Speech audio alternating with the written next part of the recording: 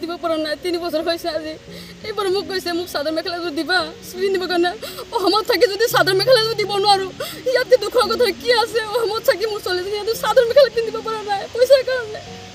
ইয়াতে দুখৰ কথা কি আছে আমাৰ কাৰণে গতিকে মুখ্যমন্ত্ৰী মহোদয়ে মোক পেঞ্চনটো কৰি দিয়ে আমাক সকলোকে এটি মোৰ কাটৰ আহ্বান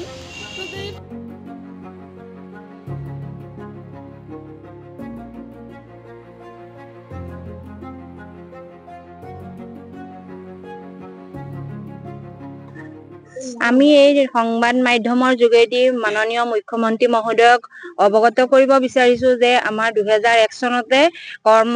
চাকৰি পোৱা শিক্ষকসকলে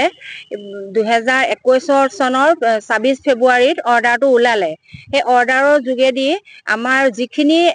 এক্সপায়াৰ্ড হ'ল আৰু যিখিনি ৰিটায়াৰ হ'ল সেই শিক্ষকখিনি 2021 26 ফেব্ৰুৱাৰী আগতে হৈছিলে সেই মানুহখিনিৰ পৰিয়ালখিনি বৰ্তমান পেঞ্চনৰ পৰা বা অন্যান্য সুবিধাৰ পৰা আমি একো সুবিধা লাভ কৰিব পৰা নাই সেই কাৰণে আমি অৱগত কৰিব বিচাৰিছো মাননীয় মুখ্যমন্ত্ৰী মহোদয়ক এটা গুৱাপানৰ যোগেদি আমাৰ পৰিয়ালখিনিক যেন আপোনালোকে চকু মেলি চাই আৰু আমি আমাৰ একেবাৰে পানীত হাঁহ নচৰা অৱস্থা হৈ আছে বৰ্তমান মোৰ ল'ৰা এটা মোৰ মানুহজন ঢুকাই থাকিলে আৰু মোৰ মানুহজন 27 চলৈকে চাকৰিকাল আছিলে এতিয়া মোৰ ল'ৰাটো পঢ়াবৰ কাৰণে মোৰ বহুত অসুবিধা মই এতিয়া উপায় নাই আমি বহুত দিন গুৱাহাটী গলো আমাৰ ইতিমধ্যে ফাইলৰ কামটো গুৱাহাটী সেক্ৰেটাৰিয়েটৰ অফিচত ৰেডি হৈ আছে কিন্তু হিমন্ত বিশ্ব ছাৰৰ যোগেদি আমাৰ কামটো ফলপ্ৰসূ হ'ব বুলি কৈছে সেই কাৰণে আমি উপায় নাপাই ছাৰক এটা আমি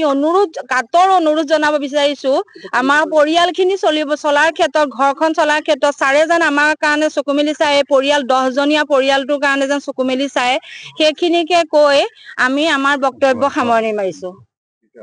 আমাৰ অনুৰোধ হৈছে আমি 2001 চনৰ নিযুক্তিপ্ৰাপ্ত হাইস্কুল ফিক্স পে টিচাৰ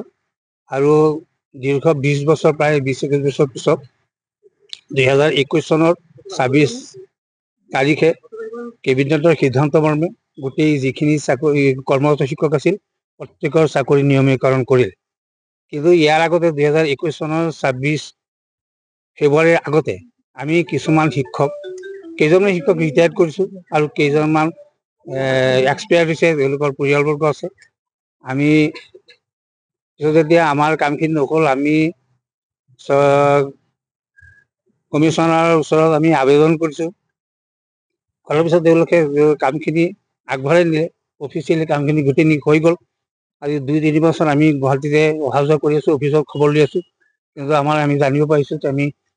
মুখ্যমন্ত্ৰী মহোদয়ে যদি দয়া কৰে তেওঁ যদি কামটো কৰি দিয়ে তেতিয়াহ'লে আমি পেঞ্চন পাম নহ'লে আমি সোনকালে পেঞ্চনৰ পৰা বঞ্চিত হৈ আছোঁ আৰু আমাৰ পৰিয়ালবোৰ অতি শোচনীয় অৱস্থাত আছে আজি প্ৰায় 3 বছৰ ধৰি অফিচত অহা যোৱা কৰি আছে কোনো কাম নহয় অফিচে তেওঁলোকে কৈছে যে আপোনালোকে পলিটিকেল প্ৰেচাৰ এটা লাগে আমাৰ কৰিবলগীয়া নাই মুখ্যমন্ত্ৰীক লগ ধৰক শিক্ষামন্ত্ৰীক আমি দুবাৰ লগ ধৰিছোঁ তেখেতে আমাৰ আবেদন দিব লৈছে লৈ পেলাই তেওঁ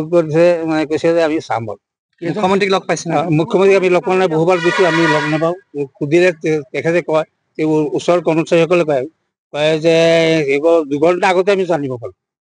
তেওঁ ক'ত আছে 21 চনৰ আগত যিসকলে আচলতে ৰিটায়াৰমেণ্ট কৰিছে বা ঢুকাইছে সেইসকল বঞ্চিত হৈ আছে 2021 চনৰ 26 ফেব্ৰুৱাৰীৰ আগতে যিসকল মানে ৰিটায়াৰ্ড কৰিছে আৰু এক্সপায়াৰ্ড হৈছে তেওঁলোক বঞ্চিত হৈ আছে কিমানজন আছে আমাৰ ইয়াত আছে 10 জন আছে কি আহ্বান জনাব আমি মুখ্যমন্ত্ৰী মহোদয়ক আহ্বান জনাব বিচাৰিছোঁ কি আহ্বান জনাব আমি মুখ্যমন্ত্ৰীক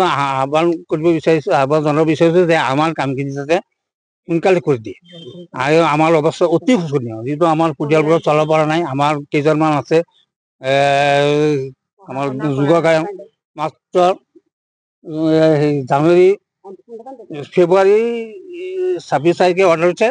জানুৱাৰী মাহত 26 দিন আগতে ৰিটায়াৰ্ড কৰিছে গতিকে এই 26 দিন আগতে ৰিটায়াৰ হোৱাৰ কাৰণে তেওঁ আজি পেঞ্চনৰ পৰা বঞ্চিত হৈছে গতিকে আমি আবেদন কৰিছোঁ আমি মুখ্যমন্ত্ৰী মহোদয়ক অনুৰোধ কৰিছোঁ যাতে আমাৰ কামখিনি অতি সোনকালে আমাক কৰি দিয়ে আমাৰ পৰিয়ালটো বচাবৰ কাৰণে হৈ আছে ফাইলটো ৰেডি আছে এইখিনি কামটো তেওঁ কৰি দিয়ে আমি নথৈ সুখী হ'ম আৰু নহ'লে আমাৰ অৱস্থা হৈ চলিব ঠিক আছে আমাৰ মুখ্যমন্ত্ৰী মহোদয়ক নমস্কাৰ জনাই কথা ক'ম মই মোৰ হাইস্কুলত আহিছোঁ আৰু মোৰ সৰু ল'ৰা প্ৰথমে কি ক'ম চকুপানী ওলাই যায় ক'বলৈকে ভাষা নাই এতিয়া মোৰ হাজবেণ্ড ৰিটায়াৰ কৰিছে, আজিলৈকে একো পোৱা নাই, সকলো সুবিধাৰ পৰা বঞ্চিত হৈছে। এই সৰু ল'ৰাটোক লৈ পেলাই মই কেনেকৈ জীৱন নিৰ্বাহ কৰিম? প্ৰাইভেট স্কুলত কাম কৰে, 4,000 টকা পায়, গতিকে পানী ধান ওচৰৰ অৱস্থাটো চলিবলৈতো ভাল নাই। মোৰ ছোৱালীজনী আছে, ক্লাছ 10ত পঢ়ি আছে, এইবাৰ তাই পঢ়ি ক্লাছ মেট্ৰিক পৰীক্ষা দিব, তাই ঘৰত থৈ আহিছোঁ। মোৰ লগত 95 ইয়াৰ্ছৰ শাহু আছে, 95 বছৰ বয়স, তেওঁতো মেমৰি কাম নকৰি মানুহজনী মোৰ লগত ৰাখিছোঁ। গতিকে মোৰ চলিবলৈ কণ্ডিশ্যনটো খুব বেয়া হৈছে। সাধাৰণ মানুহে আমাক বিট্ৰে কৰে, এভইড কৰি চলে। আমি বহুত কষ্ট কৰি চলি আছোঁ। 4,000 টকা তেওঁ দৰমহাত পায়, প্ৰাইভেট স্কুলত কাম কৰে। এতিয়া মোৰ আৰু ক'বলৈ ভাল নাই। মুখ্যমন্ত্ৰী মহোদয় যাতে আমাৰ পেঞ্চনটো কৰি দিয়ে আৰু মোৰ ল'ৰাটোৰ যাতে ভৱিষ্যত হয়, মোৰ হাজবেণ্ড যাতে চলি কৰি খাব পাৰে। আৰু মোৰ ছোৱালীজনী এতিয়া ক্লাছ 10 পাইছে, মেট্ৰিক পৰীক্ষা দিব ফেব্ৰুৱাৰী মাহত। তাই কৈছে, মা মই নগাঁও কলেজত পঢ়িম, মই তাইক কেনেকৈ পঢ়াম? মুখ্যমন্ত্ৰী মহোদয় ছোৱালী মানুহক বহুত গুৰুত্ব দিছে পঢ়া লিখা পঢ়াৰ ক্ষেত্ৰত।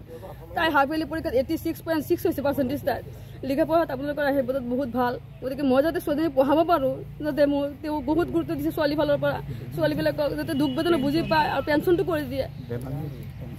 মই যাতে হাজবেণ্ডৰ পেঞ্চনটো কৰি দিয়ে আৰু আমাৰ এই শিক্ষকসকল যাতে দুখ বেদনা বুজি পায় নগাঁও ডিষ্ট্ৰিক্টৰ এইটো, আৰু ঘৰখন চলাৰ কাৰণে যাতে তেওঁ উপায় কৰি দিয়ে। মই এইটো কাতৰা আহ্বান, যাতে মই মোৰ শাহুক লৈ ল'ৰা ছোৱালীক লৈ আৰু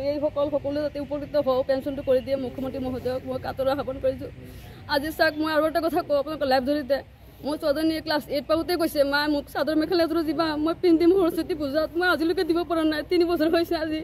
এইবাৰ মোক কৈছে মোক চাদৰ মেখেলা এযোৰ দিবা পিন্ধিবৰ কাৰণে। অসমত থাকি যদি চাদৰ মেখেলা এযোৰ দিব নোৱাৰোঁ, ইয়াতকৈ দুখৰ কথা কি আছে? অসমত থাকি মোৰ ছোৱালীজনী সিহঁতে চাদৰ মেখেলা পিন্ধিব পৰা নাই পইচাৰ কাৰণে, ইয়াতকৈ দুখৰ কথা কি আছে আমাৰ কাৰণে? গতিকে মুখ্যমন্ত্ৰী মহোদয় যাতে মোক পেঞ্চনটো কৰি দিয়ে আমাক সকলোকে, এইটোৱে মই কাতৰা আহ্বান। যাতে এইবাৰ মোৰ ল'ৰা ছোৱালীজনীক যাতে কিবা এটা দিব পাৰোঁ, পঢ়াব পাৰোঁ, তাক যাতে উপযুক্ত মৰ্যাদা দিব পাৰোঁ, এইটোৱে মোৰ মুখ্যমন্ত্ৰী মহোদয়ৰ কাতৰা আহ্বান।